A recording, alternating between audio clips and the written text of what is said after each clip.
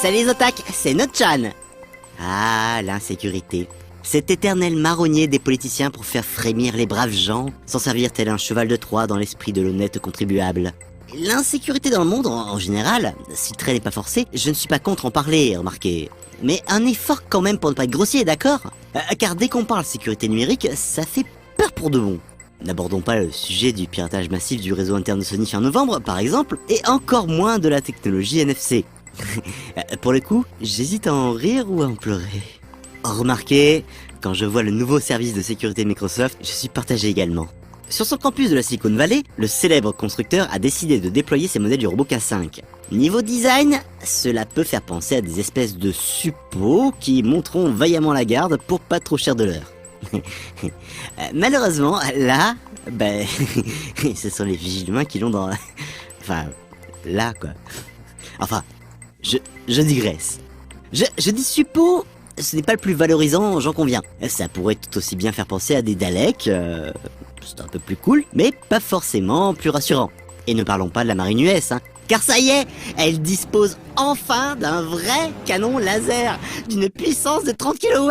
Oui, un vrai qui envoie un rayon environ 30 millions de fois plus puissant qu'un pointeur à laser, fait péter une torpille ou grille un drone en plein vol, et en plus, il se contrôle avec un pad. Un pad. Hallucinant. Par contre, ce qui est dommage, c'est qu'il est en infrarouge, donc invisible à l'œil nu. D'un point de vue militaire, c'est un avantage, ok. Mais d'un point de vue charisme, par contre, c'est un peu tout nul. Bon, Hollywood va devoir enjoliver le tout, encore une fois, pour que ce soit un peu plus sexy visuellement. Ou faire appel à des gens comme le constructeur Triforce, spécialisé dans les répliques d'armes, parus dans des jeux vidéo célèbres, entre autres. Leur création la plus récente? Les fusils plasma de la série Halo. Voilà. Ça, c'est une arme qui a de la gueule. Elle coûte quand même 600 $. Mais au moins, elle ne devrait faire de mal à personne, contrairement au laser américain cité plus tôt, aux intentions nettement plus véhémentes, on s'en doute. Car faire des armes au design cool, c'est chouette. S'en servir dans la réalité pour tout casser, ça allait un peu moins. Oui, c'est vrai. La guerre. C'est moche. En effet, pourquoi tant de haine? Pourquoi tant de violence? Pourquoi vouloir péter la gueule aux voisins parce que ces pixels ne vous reviennent pas? On ne serait pas mieux tous ensemble, fraternellement, à faire, je sais pas, de l'origami, totalement au hasard. Et je me suis laissé dire que certains internautes chinois se débrouillaient plutôt pas mal, comme l'utilisateur du forum Baidu du nom comment ça se prononce ça? Attendez, je tente. Me criez pas dessus si je me viande, et que c'est pas les bons tons, hein, mon chinois n'est plus ce qu'il était. Bon, alors je dirais Duo Fulang Ming. J'espère que je ne suis pas trop loin de la réalité.